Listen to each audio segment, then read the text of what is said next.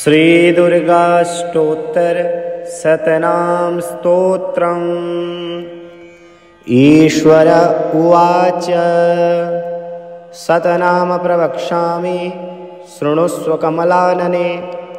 यस्य प्रसादमात्रेण दुर्गा प्रीता भवेत् सती। ॐ सती साध्वी भवप्रीता भवानी भवमोचनी। आर्या दुर्गा जया चाद्या त्रिनेत्रा शूलधारिणी। पिनाकधारिणी चित्रा चण्डघण्टा महातपा। मनोबुद्धिरहङ्कारा चित्तरूपा चिताचितिः। सर्वमन्त्रमयी सत्ता सत्यानन्दस्वरूपिणी। अनन्ता भाविनी भाव्या भव्या भव्या सदा गति। शाम्भवी देवमाता च चिन्तारत्नप्रिया सदा। सर्वविद्या दक्षकन्या दक्षयज्ञविनाशिनी। अपर्णानेकवर्णा च पाटला पाटलावती। पट्टाम्बरपरिधाना कलमञ्जिररञ्जिनी। अमे विक्रमाक्रूरा सुन्दरी सुरसुन्दरी। वन्दुर्गा च मातङ्गी मतङ्गमुनिपूजिता। ब्राह्मी माहेश्वरी चैन्द्री कौमारी वैष्णवी तथा। चामुण्डा चैव वाराही लक्ष्मीश्च पुरुषाकृतिः। विमलोत्कर्षिणी ज्ञाना क्रिया नित्या च बुद्धिदा। बहुला बहुलप्रेमा सर्ववाहनवाहना। निशुम्भशुम्भहननी महिषासुरमर्दिनी। मधुकैटभहन्त्री च चण्डमुण्डविनाशिनी। सर्वासुरविनाशा च सर्वदानवघातिनी। सर्वशास्त्रमयी सत्या सर्वास्त्रधारिणी तथा। अनेकशस्त्रहस्ता च अनेकास्त्रस्य धारिणी। कुमारी चैककन्या च कैशोरी युवती यति। अप्रौढा चैव प्रौढा च वृद्धमाता बलप्रदा।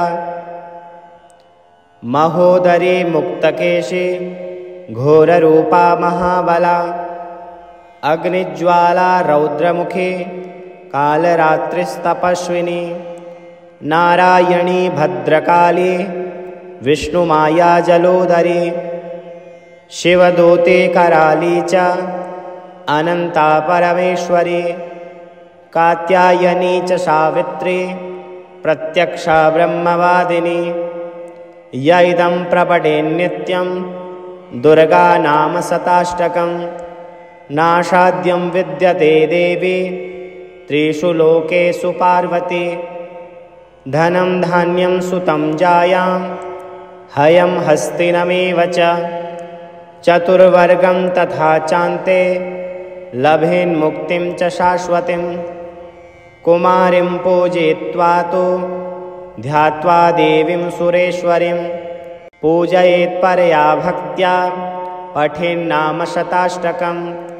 तस्य सिद्धिर्भवेद्देवी सर्वैः सुरवरैरपि। राजानो दासतां यान्ति राज्यश्रियमवाप्नुयात्। गोरोचनालक्तकङ्कुमेन सिन्दूरकर्पूरमधुत्रयेण। विलेख्ययन्त्रं विधिना विधेज्ञो भवेत् सदा धार्यते पुरारिः। भौमावास्या निशामग्रे चन्द्रे षद्भिषां गते। विलिख्य प्रपटे स्तोत्रं स भवेत् सम्पदां पदम्। ईश्वर उवाच शतनाम प्रवक्ष्यामि शृणुष्व कमलानने। यस्य प्रसादमात्रेण दुर्गा प्रीता भवेत् सती। ॐ सती साध्वी भवप्रीता भवानी भवमोचनी।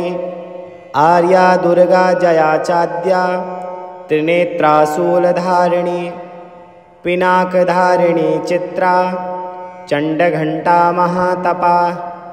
मनोबुद्धिरहङ्कारा चित्तरूपा चिताचितिः सर्वमन्त्रमयी सत्ता सत्यानन्दस्वरूपिणी अनन्ता भाविनी भाव्या भव्या भव्या सदा गते शाम्भवी देवमाता च चिन्तारत्नप्रिया सदा सर्वविद्या दक्षकन्या दक्षयज्ञविनाशिनी अपर्णानेकवर्णा च पाटला पाटलावती पट्टाम्बरपरिधाना कलमञ्जिररञ्जिनी अमे विक्रमा क्रूरा सुन्दरी सुरसुन्दरी वन्दुर्गा च मातङ्गी मतङ्गमुनिपूजिता ब्राह्मी माहेश्वरी चैन्द्री कौमारी वैष्णवी तथा चामुण्डा चैव वाराही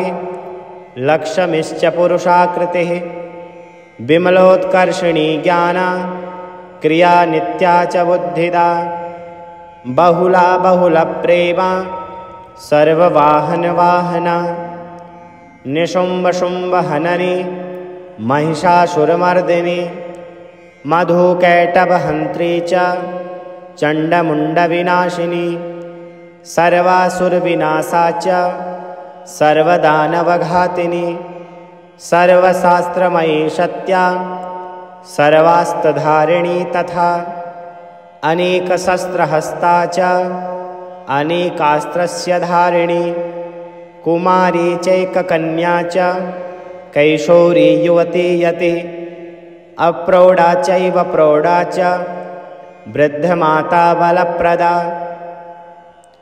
महोदरी मुक्तकेशी घोररूपा महाबला अग्निज्वाला रौद्रमुखी कालरात्रिस्तपस्विनी नारायणी भद्रकाली विष्णुमाया जलोदरी शिवदूते कराली च अनन्ता परमेश्वरी कात्यायनी च सावित्री प्रत्यक्षा ब्रह्मवादिनी य इदं प्रपठेन्नित्यं दुर्गा नाम शताष्टकं नाशाद्यं विद्यते देवी त्रिषु लोकेषु पार्वती धनं धान्यं सुतं जायां हयं हस्तिनमेव च चतुर्वर्गं तथा चान्ते लभेन्मुक्तिं च शाश्वतीं कुमारीं पूजयित्वा तु ध्यात्वा देवीं सुरेश्वरीं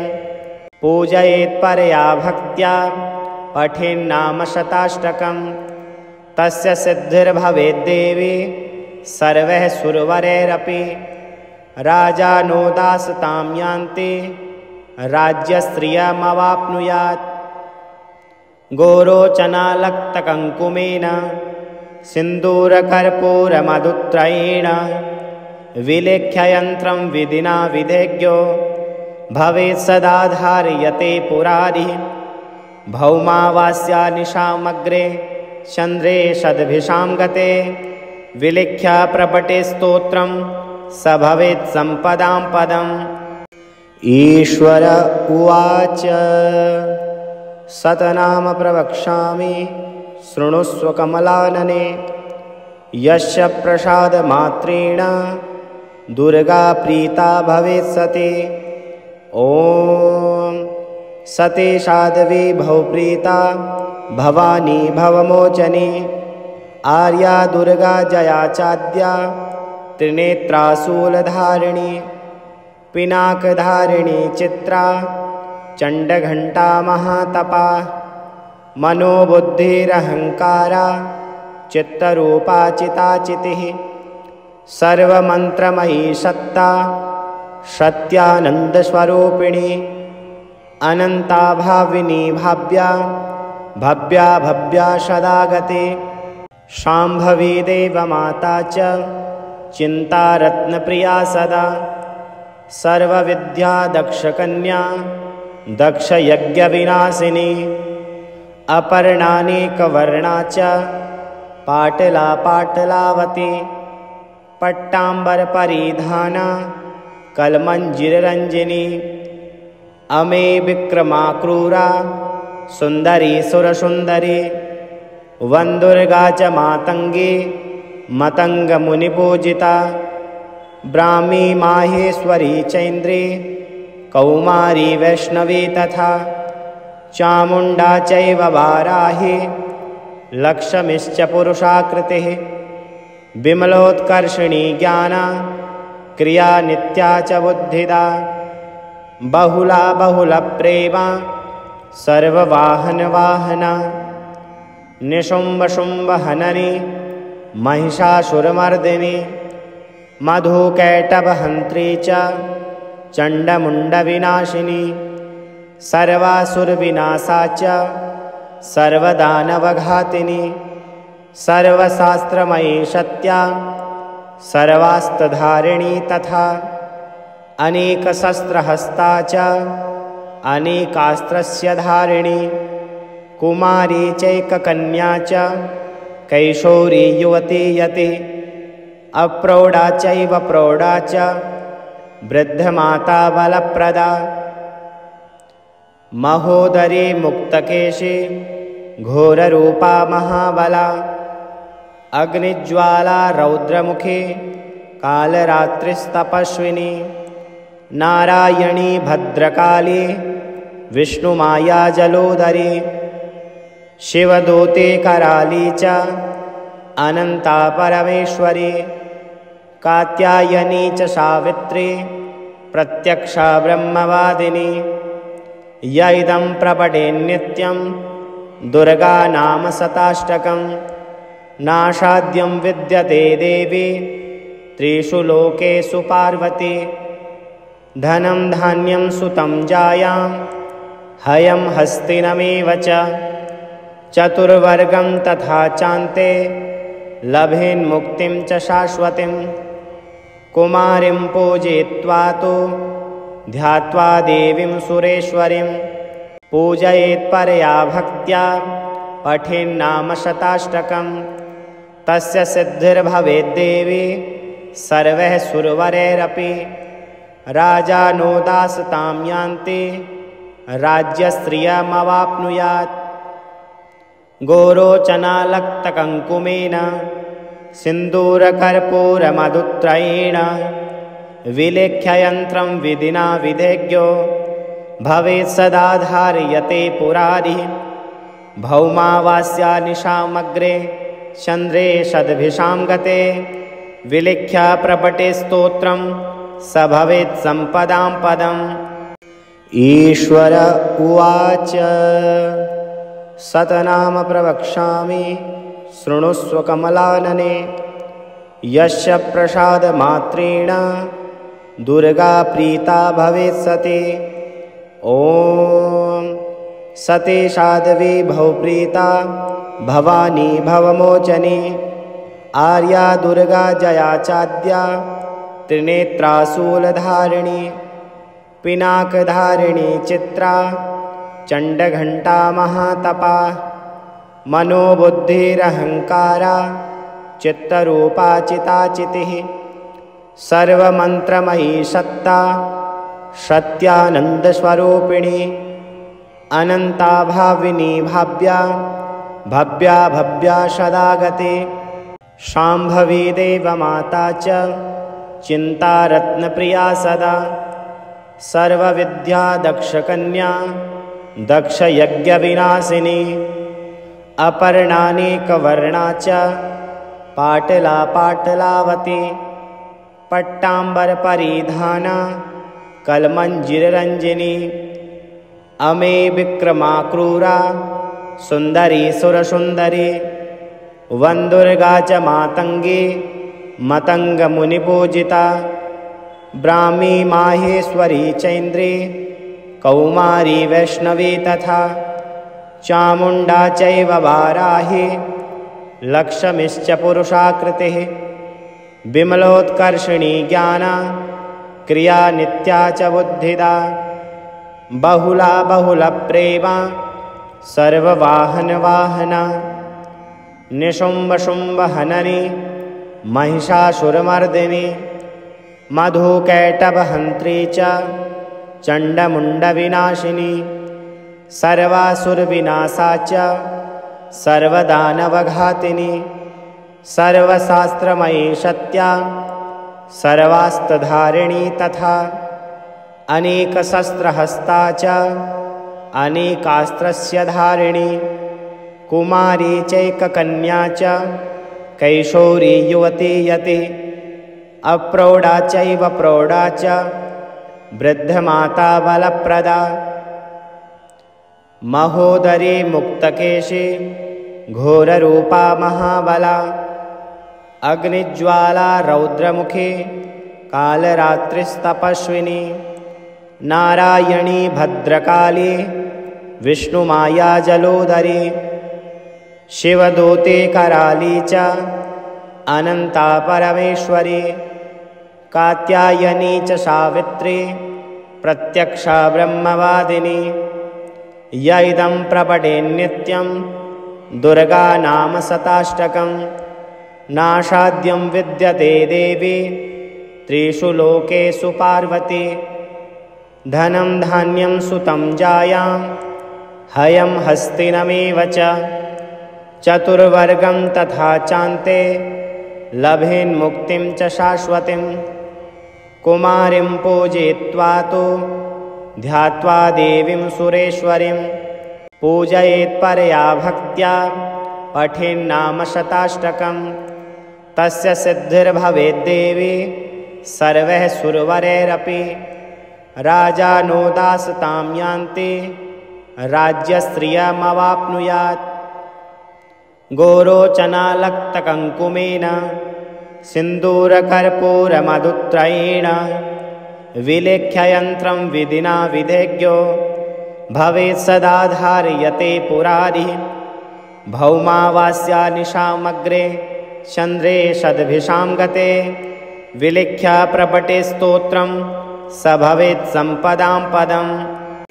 ईश्वर उवाच शतनाम प्रवक्ष्यामि शृणुष्व कमलानने यस्य प्रसादमात्रेण दुर्गा प्रीता भवेत् सती ॐ सती साध्वी भवप्रीता भवानी भवमोचनी आर्या दुर्गा जया चाद्या त्रिनेत्रा शूलधारिणी पिनाकधारिणी चित्रा चण्डघण्टा महातपा मनोबुद्धिरहङ्कारा चित्तरूपा चिताचितिः सर्वमन्त्रमयी सत्ता सत्यानन्दस्वरूपिणी अनन्ता भाविनी भाव्या भव्या भव्या सदा गते शाम्भवी देवमाता च चिन्तारत्नप्रिया सदा सर्वविद्या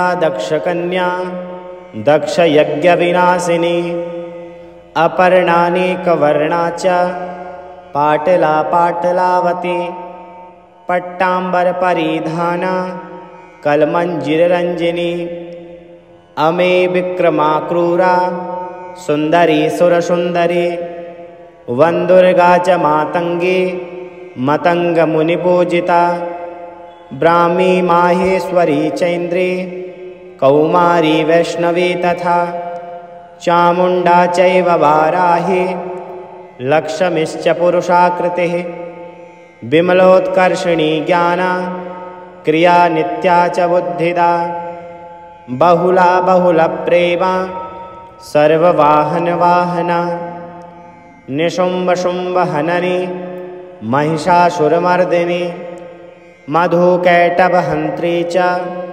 चण्डमुण्डविनाशिनी सर्वासुरविनाशा च सर्वदानवघातिनी सर्वशास्त्रमयी सत्या सर्वास्त्रधारिणी तथा अनेकशस्त्रहस्ता च अनेकास्त्रस्य धारिणी कुमारी चैककन्या च कैशोरी युवती यति अप्रौढा चैव प्रौढा च वृद्धमाता बलप्रदा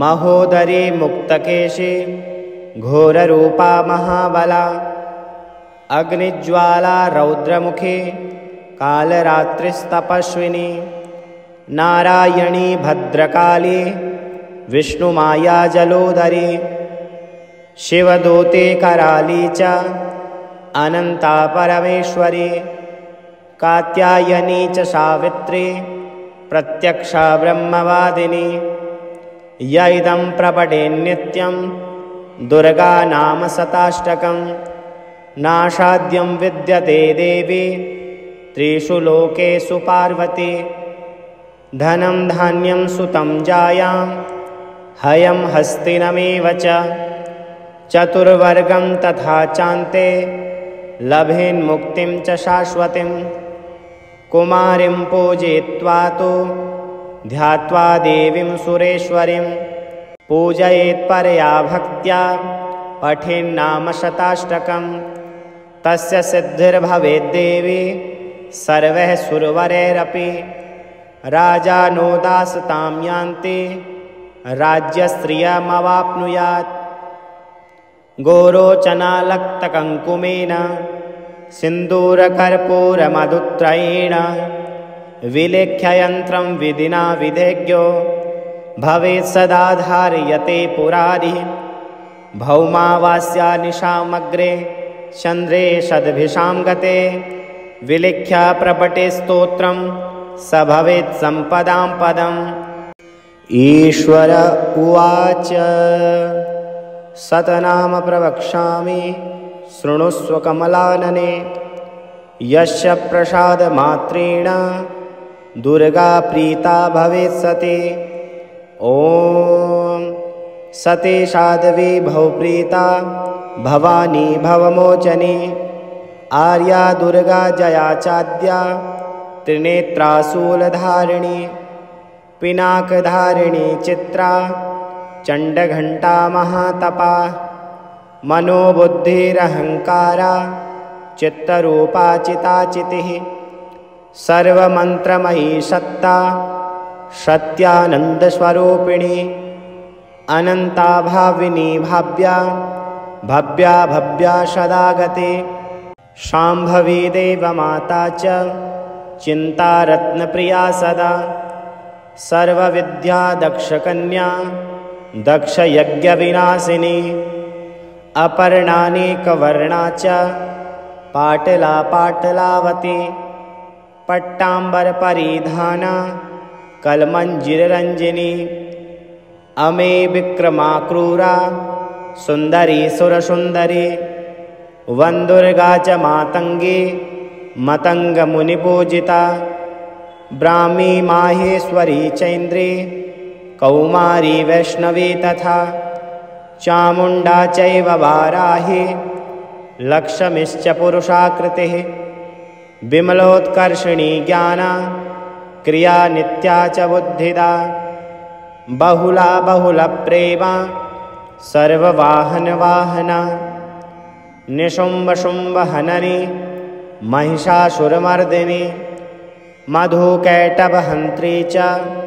चण्डमुण्डविनाशिनी सर्वासुरविनाशा च सर्वदानवघातिनी सर्वशास्त्रमयी सत्या सर्वास्त्रधारिणी तथा अनेकशस्त्रहस्ता च अनेकास्त्रस्य धारिणी कुमारी चैककन्या च कैशोरी युवती यति अप्रौढा चैव प्रौढा च वृद्धमाता बलप्रदा महोदरी मुक्तकेशी घोररूपा महाबला अग्निज्वाला रौद्रमुखी कालरात्रिस्तपस्विनी नारायणी भद्रकाली विष्णुमाया जलोदरी शिवदूते कराली च अनंता परमेश्वरी कात्यायनी च सावित्री प्रत्यक्षा ब्रह्मवादिनी य इदं प्रपठे नित्यं दुर्गा नाम शताष्टकं नाशाद्यं विद्यते देवी त्रिषु लोकेषु पार्वती धनं धान्यं सुतं जायां हयं हस्तिनमेव च चतुर्वर्गं तथा चान्ते लभेन्मुक्तिं च शाश्वतीं कुमारीं पूजयित्वा तु ध्यात्वा देवीं सुरेश्वरीं पूजयेत्परया भक्त्या पठेन्नाम शताष्टकं तस्य सिद्धिर्भवेद्देवी सर्वैः सुरवरैरपि राजानो दासतां यान्ति राज्यश्रियमवाप्नुयात् गोरोचनालक्तकङ्कुमेन सिन्दूरकर्पूरमधुत्रयेण विलेख्य यन्त्रं विधिना विधेज्ञो भवेत् सदा धार्यते पुरारिः भौमावास्या निशामग्रे चन्द्रे षद्भिषां गते विलिख्य प्रपटे स्तोत्रं स भवेत् सम्पदां पदम्